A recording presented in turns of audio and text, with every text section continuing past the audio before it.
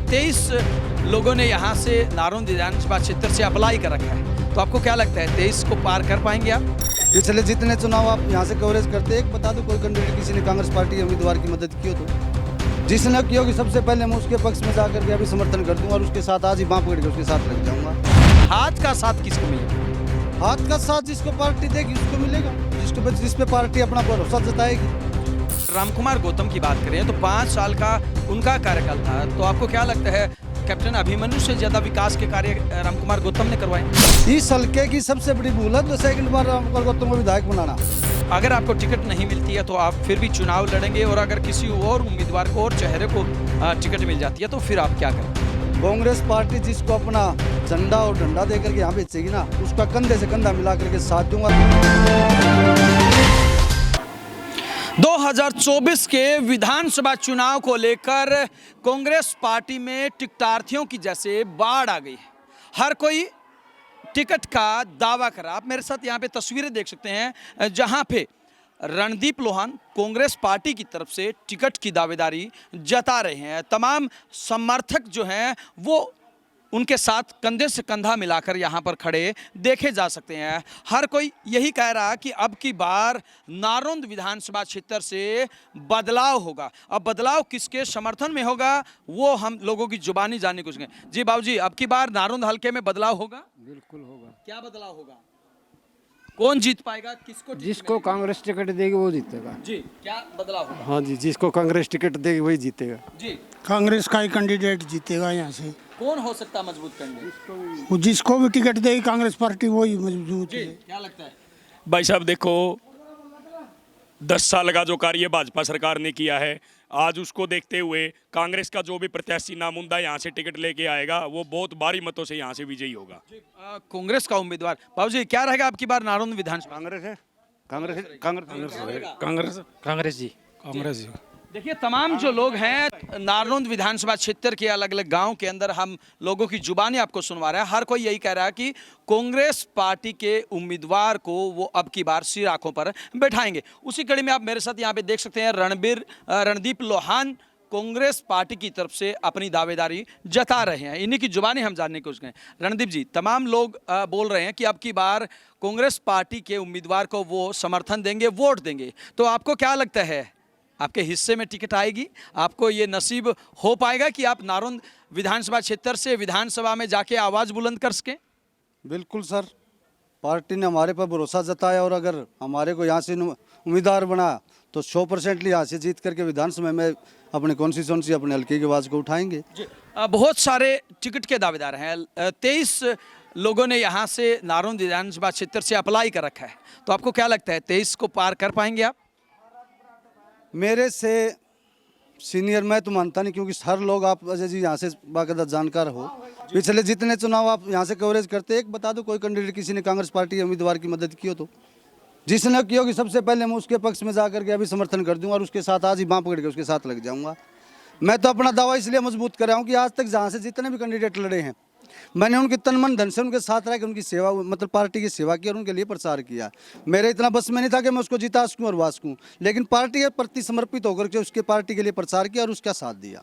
देखिए, रणदीप लोहान अभी हमारे साथ मौजूद है। इनका कहना है कि कांग्रेस पार्टी में टिकट के जो 23 दावेदार हैं उनमें सबसे मजबूत रणदीप लोहान है। उसकी वजह भी ये बता रहे हैं कि सबसे पुराने कांग्रेसी और कोई भी चुनावी मैदान में कांग्रेस पार्टी की तरफ से अभी तक आया हो, इन्होंने हर किसी का मजबूती के साथ दिया है। लेकिन साथ का दावा हर कोई कर रहे हैं। हाथ का साथ किसको मिलेगा?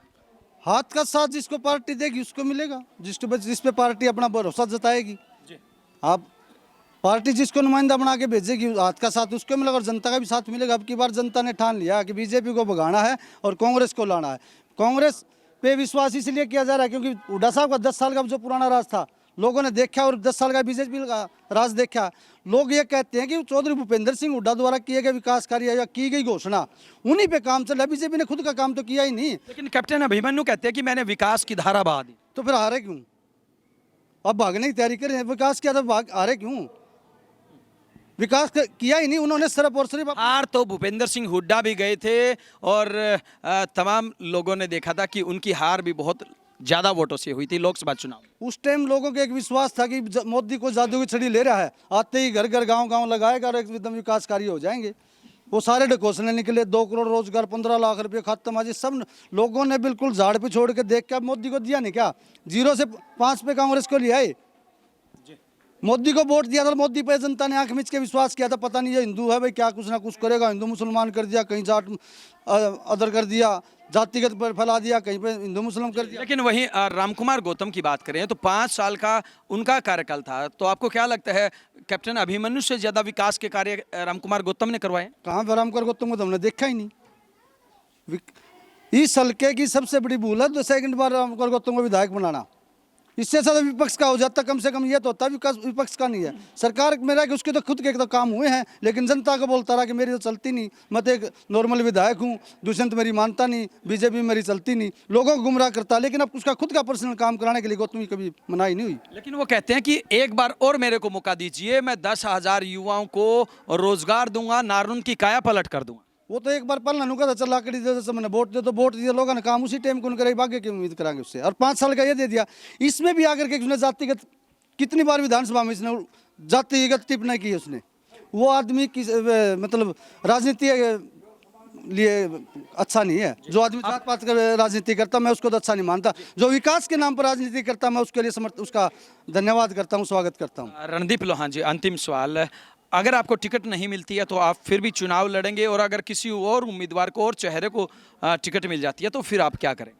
कांग्रेस पार्टी जिसको अपना झंडा और डंडा देकर के यहाँ बेचेगी ना, उसका कंधे से कंधा मिला करके साथ दूंगा। आज मैंने यही इसी प्रश्न में खड़ा होकर लोगों के बीच में कहा है कि आपको 1 तारीख को जो भी नुमाइंदा यहाँ से टिकट लेके आए उसको अपना कांग्रेस पार्टी का अपना वोट दे करके उसको यहाँ से जिताए। दूसरी बात, अगर दोबारा मैं यहाँ आता हूँ किसी दूसरे के लिए वोट मांगे या अपने लिए, तो यहाँ से लात मार के नीचे उतार दे। मैं कांग्रेस पार्टी के लिए वोट मांगने दोबारा आ सकता हूँ, किसी पर्सनल के लिए नहीं आऊँगा।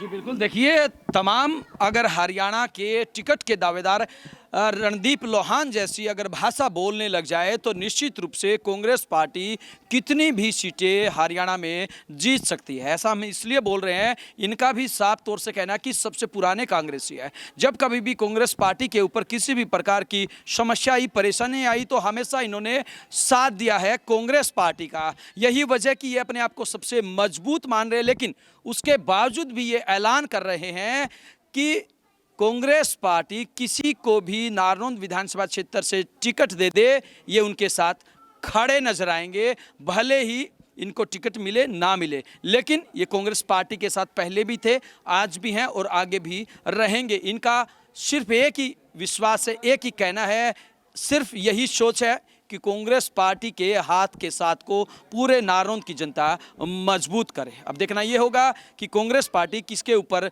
विश्वास करती है, किस उम्मीदवार को टिकट मिलती है और किसके सिर पर चौधर का ताज सजता है। वीडियो जर्नलिस्ट अमित व आशीष के साथ अजय लोहान, बिंदास हरियाणा।